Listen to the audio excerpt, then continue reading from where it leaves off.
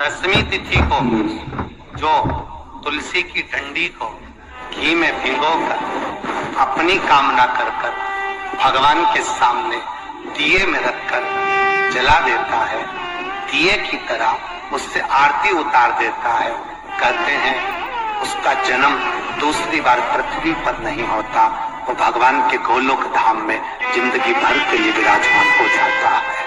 बहुत तकलीफ है और नहीं हो रहा काम, बहुत दिनों से लगे हो, नहीं हो रहा, हरा मूंग ले जाओ। मूंग के दाने तो रहते हैं घर में, केवल 31 मूंग के दाने लेकर जाइए, 31 चावल के दाने लेकर जाइए और 31 ही बेलपत्र लेकर जाइए। शंकर जी के मंदिर में जाओ, 3 चीज लेकर जाओ, मूंग के दाने, चावल, बेलपत्र। चावल जो 31 लेकर गए हो, अपनी कामना कर शंकर जी की देहली पर रख दो, चौखट पर, कहीं पर भी एकांत में उसको रख दिया जाए। मूंग के जो दाने लेकर गए हो 31, वो नंदी के पास में, जो नंदी का पांव ऊंचा रहता है उस पांव के पास रख दीजिए। और जो 31 बेलपत्र लेकर गए हो, वो 31 बेलपत्र अशोक सुंदरी वाली जो वहां पर जो 31 बेलपत्र लेकर गए हो, अपनी कामना कर पीला चंदन, लाल चंदन लगाकर उस पर समर्पित करते जाओ। उसकी डंडी जहां से पानी बहता है उस ओर होना चाहिए।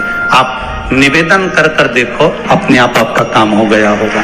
बाबा से निवेदन तो करो, क्यों भटक। केवल दसवीं, चाहे उजाला की हो चाहे अंधेरे की, कौन से महादेव का नाम लेना है? श्रम्भेश्वर महादेव। व्यक्ति चिड़चिड़ करता है, क्रोध करता है, गुस्सा करता है, तो महाराज शंकर भगवान का श्रम्भेश्वर महादेव का नाम लेकर 31 बेलपत्र, जिस व्यक्ति को क्रोध आता है उस व्यक्ति का स्मरण कर आखा चावल मतलब सेगे चावल के साथ एक एक बेलपत्र 31 बेलपत्र कर शिव जी के शिवलिंग पर समर्पित करी जाती है, मात्र दसवीं की तिथि के लिए। केवल दसवीं, चाहे उजाला की हो चाहे अंधेरे की। कौन से महादेव का नाम लेना है? श्रम्भेश्वर महादेव। छोटे छोटे बच्चे रहते हैं, कुछ बच्चों को माता जबरदस्ती के भोजन कराती है, खिलाती है, ठोकती, मारती, खिलाती है। कुछ बच्चे ऐसे रहते हैं वो कुछ खा ही नहीं पाते, मुख में दो और वॉमिटिंग कर देते हैं। ऐसे बच्चों के लिए या जिस व्यक्ति को भोजन शिवरात्रि नहीं 29 तारीख को यही महीने उधर में एसिडिटी रहती हो और जलन टाइप की होती हो, उसके लिए भी श्रम्भेश्वर महादेव का स्मरण है। श्रम्भेश्वर महादेव के ठीक सामने अर्थात भगवान शंकर के किसी भी शिवलिंग के सामने एक तांबे के लोटे में जल रख लीजिए। जल के अंदर 3 बेलपत्र डाल दीजिए, एक पीपल का पत्ता डाल दीजिए, शमी के 11 पत्ते कलश को छुआकर शंकर भगवान के शिवलिंग पर श्रम्भेश्वर महादेव के नाम से चढ़ा दीजिए। उस जल को उठाकर ले आइए, एक रात्रि तक घर के अंदर रखना है।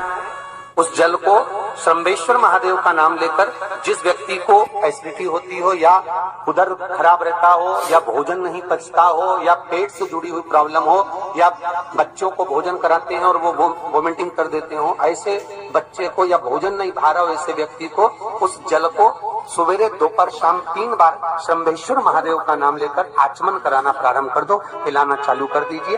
3 या 4 दिन पिलाओगे, अपने आप उधर में भी आनंद रहेगा, बच्चा भोजन करना भी प्रारंभ।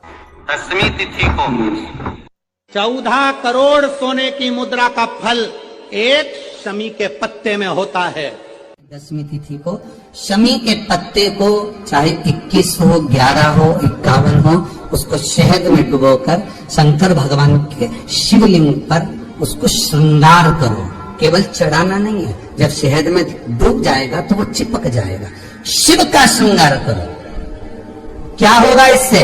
तो लिंग पुराण कहती है, नर्मदा पुराण कहती है, शंकर का जब हम शमी के पत्ते को शहद में डुबोकर श्रृंगार करते हैं, शंकर कहते हैं इसने मेरा श्रावण महीने में श्रृंगार करा है, तो क्यों ना मैं भी इसका धन का श्रृंगार कर इसको कर समाप्त कर दूं। तब कर दीजिए।